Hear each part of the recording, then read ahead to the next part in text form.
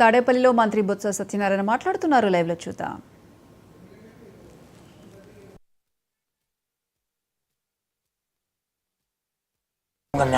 న్యాయవాది ఆయన ఆ న్యాయవాదిని విశ్వేశ్వరరాజుని అక్కడ పాడే రాష్ట్రీయ స్థానానికి ఆయన శాసనసభ అభ్యర్థిగా మా పార్టీ తరఫున నియమించడం జరిగింది.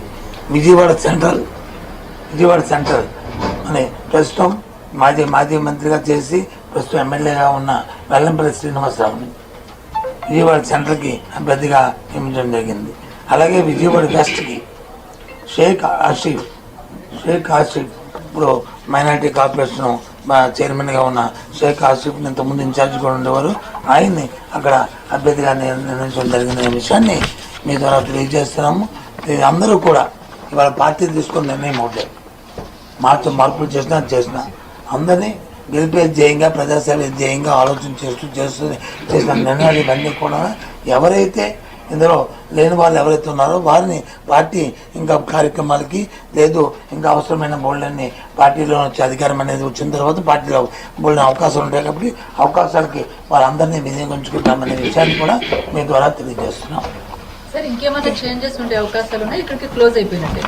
మొన్న 11 చేశాం కదమ్మా, ఇప్పుడు 27 చేశాం కదా, 20 లేకపోతే మళ్ళీ రాము మీ దగ్గరికి, ఉంటే మళ్ళీ మీ దగ్గరికి వస్తాం. పార్టీ ఆఖరి వరకు కూడా పార్టీ గెలిపే ధ్యేయంగా 175 స్థానాలు గెలిపే ధ్యేయంగా ఆఖరి వరకు కూడా ఈ ప్రక్రియ జరుగుతూనే ఉంటుంది.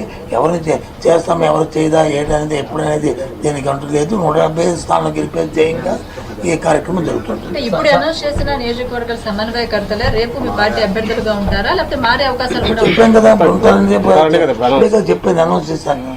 రేపు మా అభ్యర్థిగా పోటీ చేస్తానని చెప్పాను కదా. ఇతర పార్టీ నుంచి నాయకులు వచ్చే అవకాశం అది ఇతర పార్టీ నుంచి ఈ రాజకీయ పార్టీ ప్రక్రియ ఎప్పుడు కూడా ఇలాంటి ఎన్నికల సందర్భాలు వచ్చినప్పుడు అటు ఇటు వస్తుంటారు వెళ్తుంటారు. మా పార్టీ తరఫు నిర్ణయం మాత్రం ఎవరు వచ్చినప్పటికీ కూడా ఎవరు చేసినప్పుడు కూడా వారి తరఫు గుణగానాలు పార్టీలో ఉన్న వారికి ప్రజల్లో ఉన్న ఎలివేషను దాంతోపాటు మా అంకితభావం అన్ని బేరీజులు వేసుకొని నిర్ణయాలు తీసుకుంటాం. ఇప్పుడు ఇష్యూ ఏంటంటే నేను మొన్న 11 పెట్టాం, ఈరోజు 27, ఇవాళకి ఇది అంతా జరగనియండి ఈ డిస్కషన్. ఆ విషయం ఏదైతే మీరు అడుగుతున్నారో రేపు మళ్ళీ వస్తాం, మళ్ళీ ప్రస్తావన పెడతాం, అప్పుడు మనం మాట్లాడతాం. జగ్గంపేట ఎమ్మెల్యే గారు కానీ వాళ్ళు ఏం చెప్పారో దాన్ని మేము నిర్ణయం చేయట్లేదు, లేకపోతే దాన్ని వ్యతిరేకించలేదు, దానికి యాడ్వర్స్గా మేము చెప్పట్లేదు. పార్టీ తాలూకా నిర్ణయం పార్టీ ఆలోచన చేసి 175 స్థానాల్లో గెలిపే ధ్యేయంగా పనిచేస్తున్న నేపథ్యంలో వారి సేవలు కూడా వినియోగించుకుంటాము. ఇంకొక రకంగా వాళ్ళ సేవలు తీసుకుంటాము, వాళ్ళకి కూడా ప్రాముఖ్యత ఇస్తాము.